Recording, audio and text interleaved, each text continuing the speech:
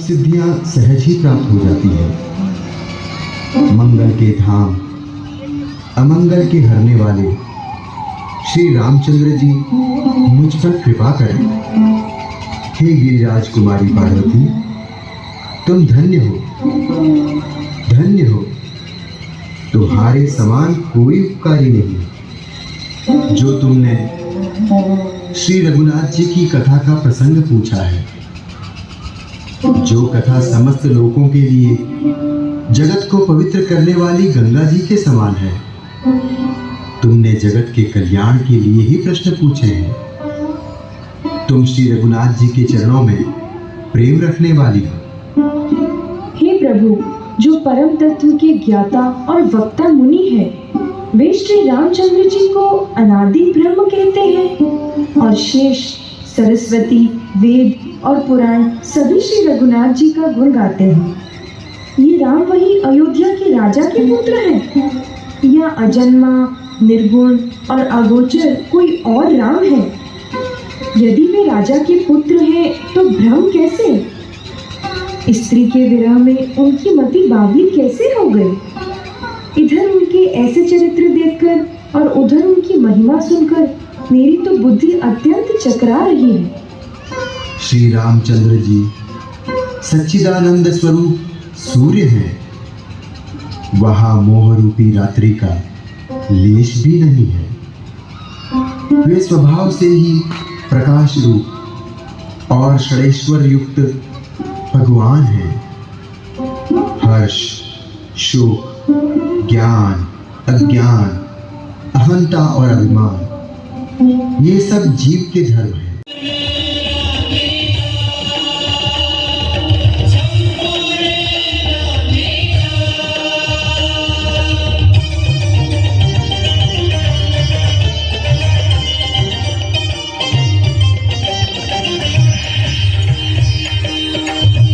धरती देख रही है, सुंदर धरती देख रही है। देखे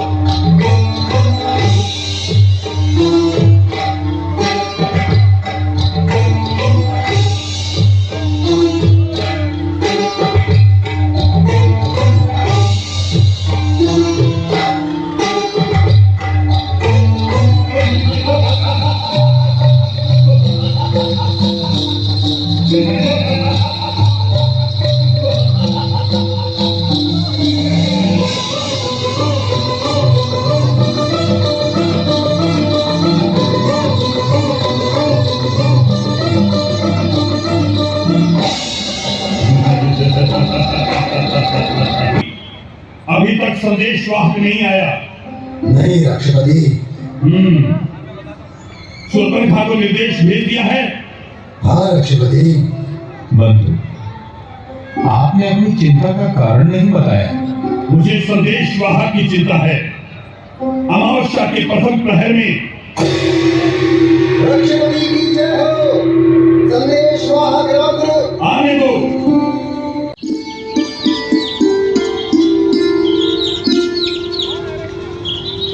महर्षि अत्रि के चरणों में दशरथ पुत्र राम प्रणाम करता है। मैं पुलकित हुआ भद्र। श्री राम से मिलने के लिए मैं तो व्याकुल था। देखी राम छवि नयन जुड़ाने, सादर निज आसन तब आने, करी पूजा कही वचन सुहाए, दिए मूल फल प्रभु मन भाए। हे कृपालु, मैं आपको नमस्कार करता हूँ। आपका पराक्रम असीम है। आप सूर्यवंश के भूषण, महादेव जी का धनुष तोड़ने वाले और तीनों लोकों के स्वामी हैं। आप एक अद्भुत प्रभु, व्यापक, जगत गुरु। प्रयास करती हूँ। मातु पिता भ्राता हितकारी, मित प्रद सब सुनु राजकुमारी। अमित दान पति वै देही, अधम सो नारी जो सेवन तेही। हे राजकुमारी, माता पिता और भाई ये सभी भलाई करने वाले हैं, लेकिन ये एक सीमा तक ही फल देते हैं और पति असीम फल देने वाला होता है। यह बड़ा भारी दानी है। वह स्त्री अधम है जो ऐसे पति की सेवा नहीं करती। धीरज धर्म मित्र अरुणारी, आपद काल परखी है चारी। वृद्ध रोग बस जड़ धनहीना, अंध बधिर क्रोधी अति दीना।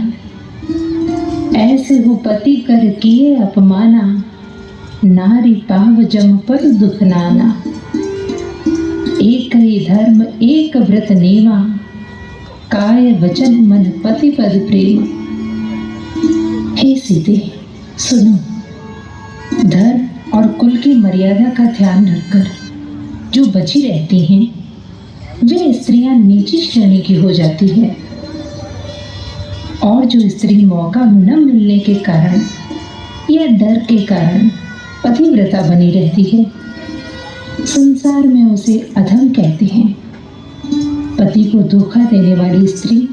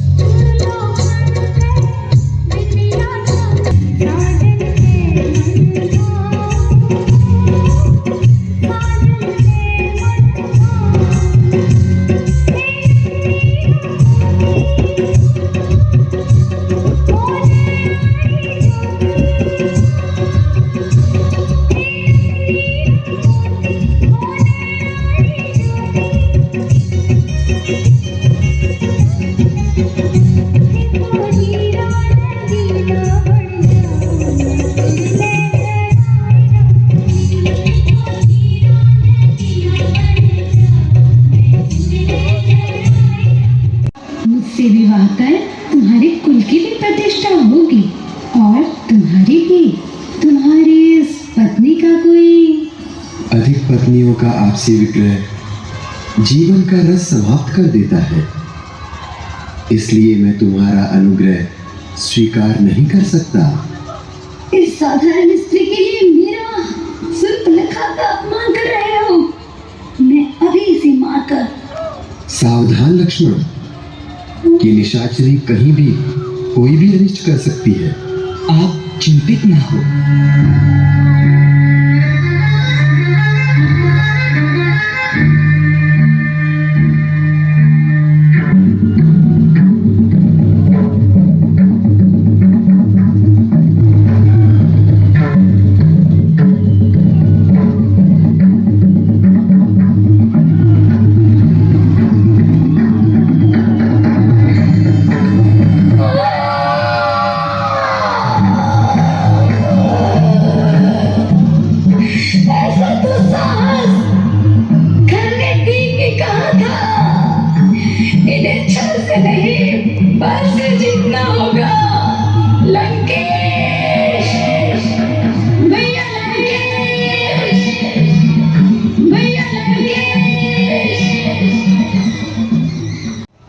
ये क्या दशा बना रखी है?